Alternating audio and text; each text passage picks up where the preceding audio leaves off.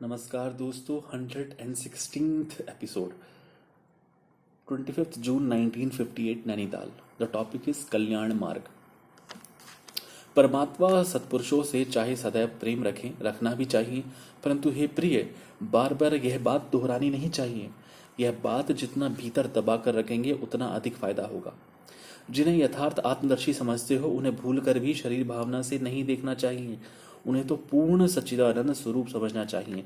आत्मा द्वारा वे यथार्थ आत्मदर्शी तथा हम सब एक हैं, रति मात्र भी फर्क नहीं है। जैसे एक ही आकाश सभी घरों व घड़ों में चारों ओर फैला हुआ है, वैसे आत्मा के कारण हम एक आकाश की भांति व्यापक हैं। द्वेष बंधन का ही कारण है। जिस दिन से स्वयं को शरीर समझा तथा परमात्मा को अपने से अलग समझा, मानो उसी दिन से दुख शुरू हो गए। हमारे सामने यह उद्देश्य होना चाहिए कि स्वयं को पहचान कर जन्म आदि दुखों से मुक्ति प्राप्त कर अखंड आनंद में लीन रहें, अर्थात मुक्त हो जाएं तथा जीवन मुक्ति, विदेह मुक्ति का आनंद प्राप्त करें। शरीर की आसक्ति ही हमें दुख देती है। अर्जुन बहुत मोहजाल में फंस गया था, परंतु श्री कृष्ण के समझाने पर वह समझ गया तथा जान गया कि यह संसार स्वप्न की भांति है। मैं तो किसी अज्ञान के अंधकार में पड़कर अंधों की भांति हाथ पांव चला रहा था। जैसे मुझ साक्षी में स्वप्न की सृष्टि है, वैसे यह भी स्वप्न का खेल है। बाजीगर जैसी बाजी पाकर लोग तमाशे आए। जो स्वयं को शिष्य कहलाता है, वह अगर शिष्य होकर रहा तथा गुरु नहीं बना, तो फिर शिष्य बनकर उसने क्या किया?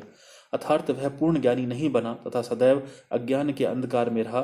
स्वयं को रक्त, मांस, हड्डियों, गंदगी आदि से भरा हुआ शरीर मानता रहा, तो फिर वह सच्चा शिष्य कैसे कहलवाएगा? इस शिष्य बनने से उसे क्या लाभ हुआ? बहुत अच्छी बात स्वामी जी ने इन पंक्तियों में समझाई है। पहली बात तो ये कि जिनसे आप ज्ञान ले रहे हैं, उनको आप शरीर ना समझें, उनको आप पारब्रह्म परमेश्वर यदि समझेंगे और उनके द्वारा ज्ञान को ग्रहण करेंगे तो आप ज़्यादा बेहतर आत्मसात कर पाएंगे। दूसरी बात उन्होंने ये भी लिखी है कि अगर आप खुद को मांस, हड्डियाँ, शरीर रूपी वस्तु ही समझते रहेंगे तो कैसे आप आत्म तत्व को पचा पाएंगे। शरीर में आने वाली दिक्कतें, दुविधाएं, सुविधाएं शरीर के अंदर तक की, आप उसके ऊपर हैं। कई बार आपने देखा होगा कि कई व्यक्ति बहुत असाधारण कार्य कर पाते हैं इतनी बीमारी के बाद भी।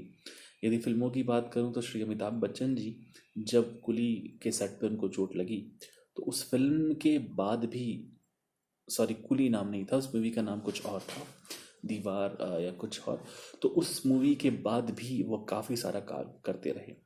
ऐसे ही काफ़ी सारे पॉलिटिशियंस के बारे में जानता हूँ। सुषमा स्वराज जी का किडनी ऑपरेशन होने के बाद भी वो काम करती रही, तो कैसे? ये उनकी विल पावर थी, कर्म के प्रति।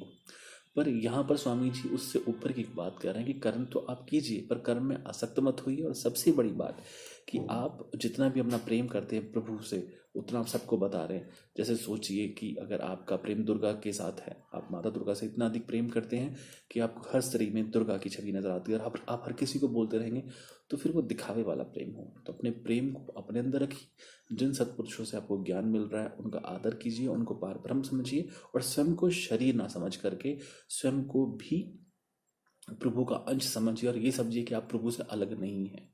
जैसे ही आप विवृत्ति धीरे धीरे धीरे आत्मसात करेंगे, आपके अंदर जो है आत्म तत्व की जो तरंगे हैं वो बढ़ने लगेंगी और आप मोक्ष की राह पर अग्रसर हो पाएंगे।